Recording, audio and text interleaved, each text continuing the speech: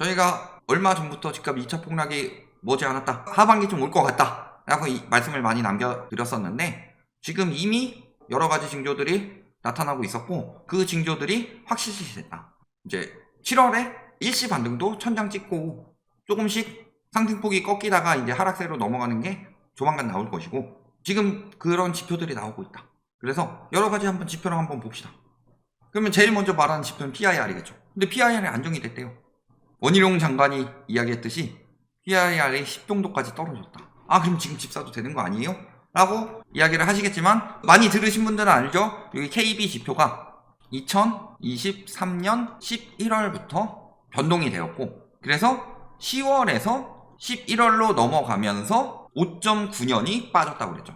요것은 둘 중에 하나죠. 중위 아파트 가격을 인위적으로 내렸든가, 아니면 중위 소득을 인위적으로 올렸던가, 이런 상황인데, 중위 아파트 가격을 인위적으로 그렇게 내리진 않았어요.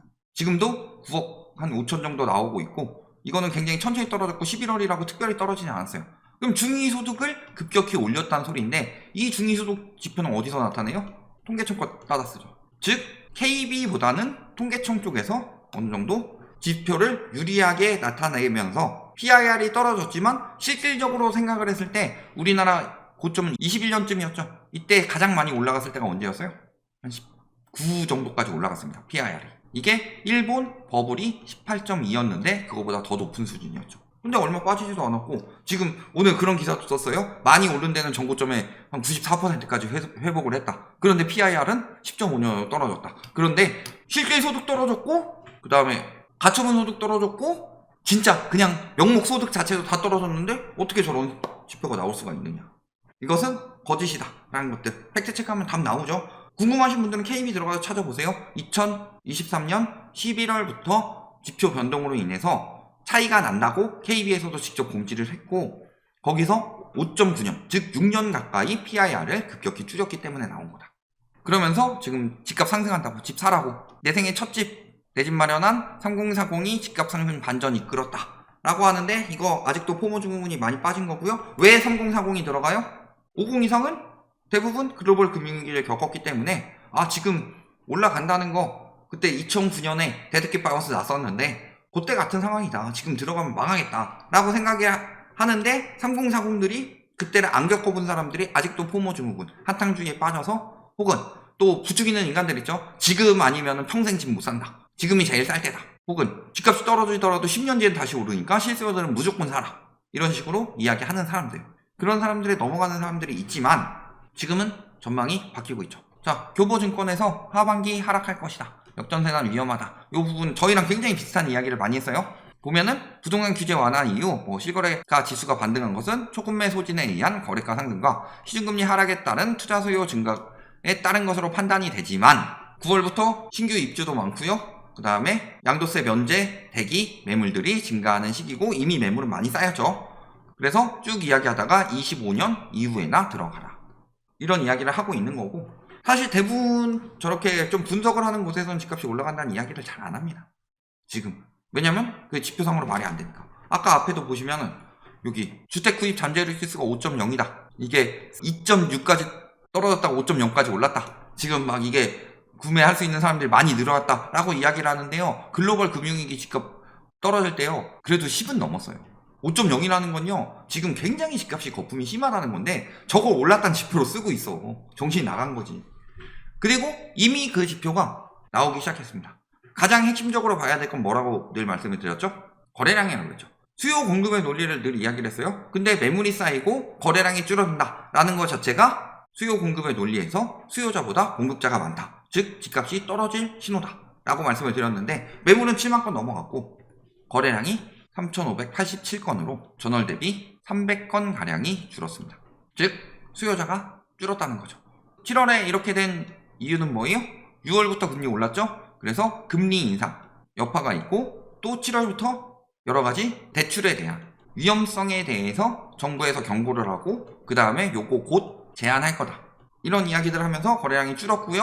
지금 경기도도, 이건 경기도 그래프죠? 7월에 2200건이 줄었다. 즉 지금 저 일시적인 반등세는요, 뭘로 만들어냈냐면요, 특례 보금자리론으로 만들었어요. 4에서 6월 집값 반등을 이끌었던 4월에서 6월의 주택담보대출 증가량 중에서 70% 이상이 특례보금자리론이었죠. 특례보금자리론이 왜 그렇게 많이 받느냐? DSR을 우회할 수 있었기 때문이죠. 그리고 그 다음에 가계대출 상승세를 7, 8월에 이끌었던 것은 50년 주담대죠. 대환으로 이동하면서. 그런데 그런 대출들이 이제 막히게 되면은 DSR을 우회할 수 있는 수단이 없어지게 되면은 사람들은 돈을 빌릴 수가 없다.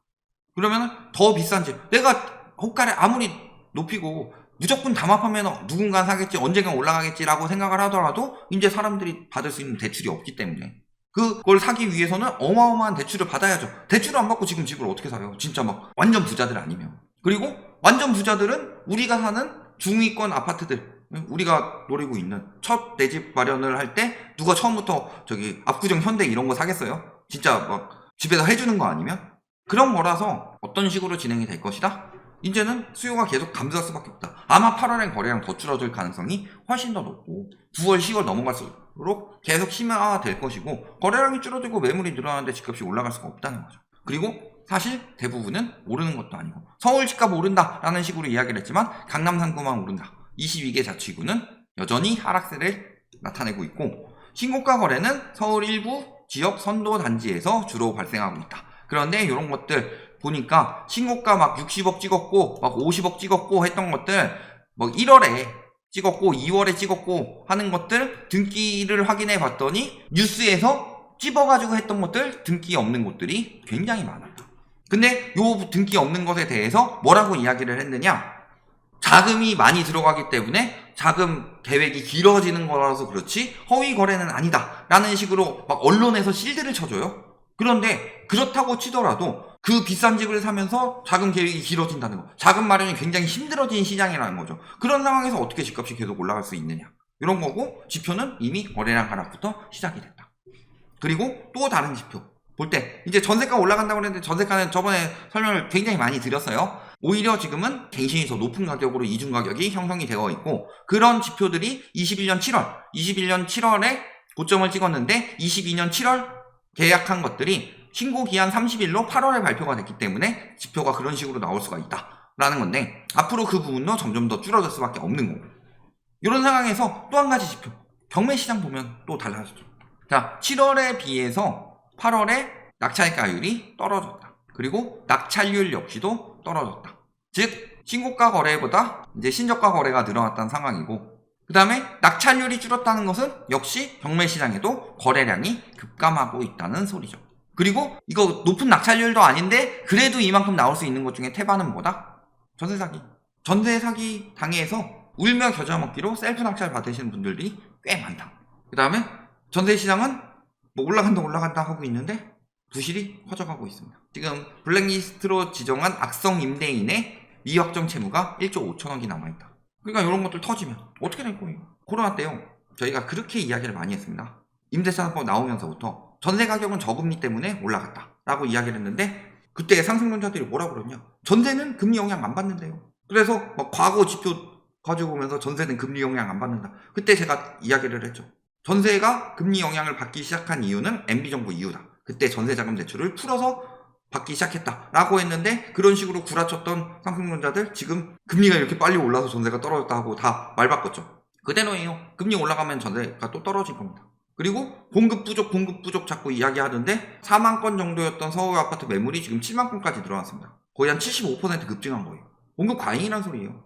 그러니까 지금 어떻게든 버티고 하는 건데, 그것도 이제 거래량 감소 그리고 상승폭 감소가 조만간 따라올 것이다. 여기에 이제 말씀드린 대로 금리 계속 올라가고 있죠. 2달 연속 올라가고 있고 신용대출도 올라가고 있다.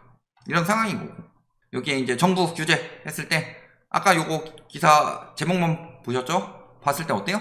지금 50년에는 나이 제한과 DSR 규제가 들어가고 있고, 그 다음에 인터넷은행 요 세 가지가 주범이라고 그랬는데 금리 하단이 4%대로 굳어지면서 시중은행과 격차가 좁아졌다. 금리가 많이 올랐다는 거죠. 그 다음에 특례보금자리론 같은 경우 금리 인상했는데 추가 금리가 인상이 결정이 됐다. 근데 특례 금리는요, 둘 중에 하나예요.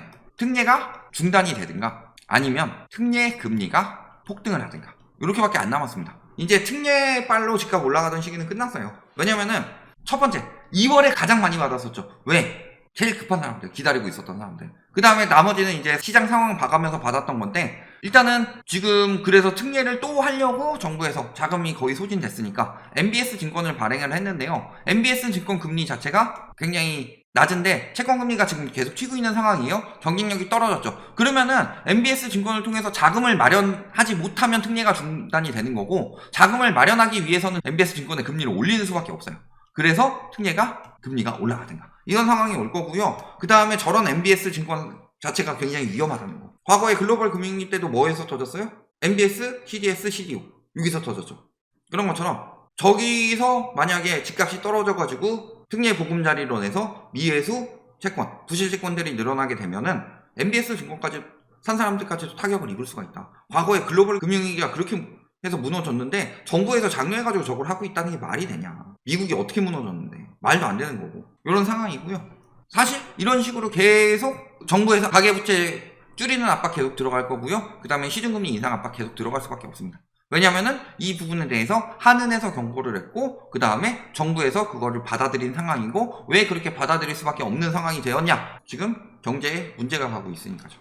가계부채 문제 때문에 합계 출산율 계속 안 나오고 있죠. 합계 출산율이 왜 안 나오냐면요, 부채가 너무 많아서 그래요. 내 빚 갚기도 힘든데 결혼을 어떻게 해. 빚 있는 사람들끼리 또 결혼할 거예요. 그거 얼마나 힘든 일인데. 그렇다고 애를 낳아요? 어떻게 나와요? 키울 수 있는 환경은 돼요. 그 다음에 지금 7월에 산업, 생산, 소비, 투자 다 트리플 감소가 또 나타나기 시작했습니다. 경제가 무너지고 있다는 소리예요. 결국엔 가계부채 문제를 해결하지 않으면 경제가 무너질 수밖에 없어요.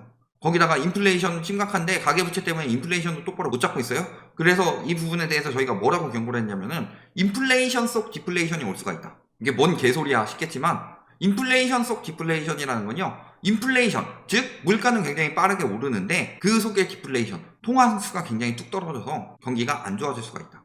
지금 딱 그런 상황으로 일어나고 있죠. 그래서 우리나라가 외국보다 더 빨리 인플레이션이 잡히는 것처럼 보이는 거다. 지금 보시면은 정부에서는 앞으로 가계부채를 줄이는 노력으로 갈 겁니다. 왜냐하면 부동산 시장 경착륙으로 인해서 경제가 무너질 것을 생각을 해서 여러 가지 조치를 했지만, 그걸로 인해서 내수 시장이 무너지고 있어요.